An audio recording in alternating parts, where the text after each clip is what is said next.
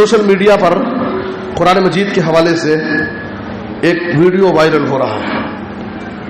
وسیم رضوی نے قرآن مجید سے متعلق سپریم کورٹ میں ایک PIL درج کیا ہے 26 قرآن مجید کی 26 آیتوں کو قرآن سے نکال دیا جائے۔ میرے بزرگ اور دوستوں، اس کا کہنا یہ ہے کہ یہ قرآن مجید کی آیتیں جو جہاد سے متعلق ہیں یہ لوگوں میں، سماج میں آتنکوادی پھیلاتی ہیں، دہشت گردی پھیلاتی ہیں، اور یہ قرآن میں شامل نہیں تھی۔ یہ آیتیں 26 آیتیں اور خلفائے ثلاثہ ابو بکر، عمر اور عثمان، ان 3 صحابہ نے قرآن مجید میں اس کو شامل کر دیا ہے، نعوذ باللہ۔ میرے بزرگ اور دوستوں، ان حالات میں نوجوان اس سے واقف ہوں گے، میں ان حالات میں 2-3 باتیں آپ سے کہنا چاہتا ہوں۔ سب سے پہلی بات یہ ہے کہ یہ اللہ پر الزام ہے، اللہ پر جھوٹ باندھنا ہے، اور صحابہ کرام پر الزام ہے، صحابہ کرام کی شان میں گستاخی ہے، اور اس شخص سے بڑا ظالم کوئی نہیں ہوگا جو اللہ پر جھوٹ باندھے اور قرآن کی آیتوں کو جھٹلاتا ہو۔ سورہ انعام کی آیت نمبر 21 میں اللہ تعالیٰ نے فرمایا وَمَنْ أَظْلَمُ مِمَّنِ افْتَرَى عَلَى اللَّهِ كَذِبًا أَوْ كَذَّبَ بِآيَاتِهِ إِنَّهُ لَا يُفْلِحُ الظَّالِمُونَ۔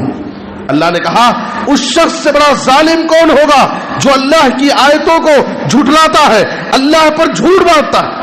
اور یاد رکھو انہ لا یفلح الظالمون، اللہ تعالیٰ ایسے ظالموں کو ان کے منصوبوں میں، ان کے پلاننگ میں کبھی کامیاب نہیں ہونے دے۔ اس لیے یہ صحابہ کی شان میں گستاخی اور اللہ پر جھوٹ باندھنا ہے، اللہ کی آیت کو جھٹلانا ہے۔ اور دوسری چیز یہ ہے کہ ایسے حالات میں ہمیں یہ سوچنا چاہیے، مسلمانوں کو مایوس نہیں ہونا چاہیے اور مسلمانوں کو پست ہمت نہیں ہونا چاہیے۔ یہ اس قسم کے پروپیگنڈے اور اس قسم کی سازشیں بہت زمانے سے ہوتی آ رہی ہیں، اور قرآن مجید کی حفاظت کی ذمہ داری اللہ لیا۔ قرآن سے متعلق کوئی کچھ بھی کر لے، لیکن قرآن کی حفاظت کی ذمہ داری اللہ لیا۔ سورہ ہجر کی آیت نمبر 9 میں اللہ نے کہا اِنَّا نَحْنُ نَزَّلْنَا الذِّكْرَ وَإِنَّا لَهُ لَحَافِظُونَ، بے شک ہم نے قرآن کو نازل کیا ہے اور اس قرآن کے محافظ، اس کی حفاظت کرنے والے بھی ہم ہی۔ چھوٹے چھوٹے معصوم بچوں کے سینوں میں قرآن محفوظ، کیسے کیسے اللہ نے قرآن کی حفاظت کی۔ چھوٹے چھوٹے معصوم بچوں کے سینوں میں قرآن مجید محفوظ ہے، اللہ اس قرآن کا محافظ ہے۔ اور سورہ فصلت کی آیت نمبر 41 اور 42 میں اللہ نے کہا وَإِنَّهُ لَكِتَابٌ عَزِيزٌ، یہ کتاب بڑی باعزت، باوقار، باوقار کتاب ہے۔ لا يأتيه الباطل من بين يديه ولا من خلفه، باطل کبھی بھی اس کے پاس پھٹک نہیں سکتا ہے، کامیاب نہیں ہو سکتا، نہ آگے سے آ کر کے نہ پیچھے سے آ کر۔ اہل باطل اس قرآن کے خلاف کتنے بھی منصوبے بنا لے، کتنی سازشیں کر لے، کتنے پلاننگ کر لے، لیکن قرآن یہ اللہ کی کتاب ہے، یہ اللہ کا کلام ہے اور اللہ اس کا محافظ ہے۔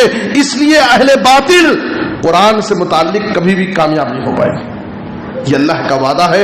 اس لیے ہمیں اللہ کے وعدے پر یقین ہونا چاہیے اور اللہ پر بھروسہ کرنا چاہیے کہ ضرور اللہ تعالیٰ اپنی کتاب کی حفاظت کرے گا۔ اور تیسری بات یہ ہے، یہ بھی ایک بے بنیاد بات ہے کہ قرآن کی یہ آیتیں سماج میں دہشت گردی کو بڑھاوا دیتی ہیں۔ قرآن مجید یہ انسانیت کی ہدایت کی کتاب ہے، قرآن مجید یہ انسانیت کے لیے رحمت کی کتاب ہے۔ یہ ہماری غلط فہمی ہے، یہ ہمارے فہم کا قصور ہے کہ ہم نے قرآن کو سمجھا نہیں، قرآن کو پڑھا نہیں۔ اگر ہم قرآن مجید کا سنجیدگی سے بلا تعصب اگر قرآن مجید کو پڑھیں تو ہم کو معلوم ہوگا کہ دہشت گردی کے خلاف سب سے زیادہ اگر قرآن مجید کی آیتیں واضح آیتیں ہیں جو دہشت گردی کے خلاف، فتنہ اور فساد کے خلاف، قرآن کی واضح آیتیں ظلم کے خلاف، اور دہشت گردوں کے لیے قرآن میں سخت سزاؤں کا اعلان ہے۔ اس لیے اسلام اور قرآن مجید اللہ کی کتاب یہ امن کا پیغمبر ہے، یہ کبھی بھی دہشت گردی کی تعلیم نہیں دے سکتی. مسلمان امن پسند ہے، اسلام لوگوں کو امن کی تعلیم دیتا ہے، اور اللہ کی کتاب قرآن مجید میں بھی ہمیں امن کی تعلیم دی گئی. اس لیے ہم جہاں بھی رہیں امن کے ساتھ رہیں اور لوگوں میں امن کی دعوت دیں، امن کو پھیلائیں، اور ہر قسم کے فتنہ اور فساد سے، ظلم و زیادتی سے ہم بچیں اور لوگوں کو بچانے کی کوشش کریں.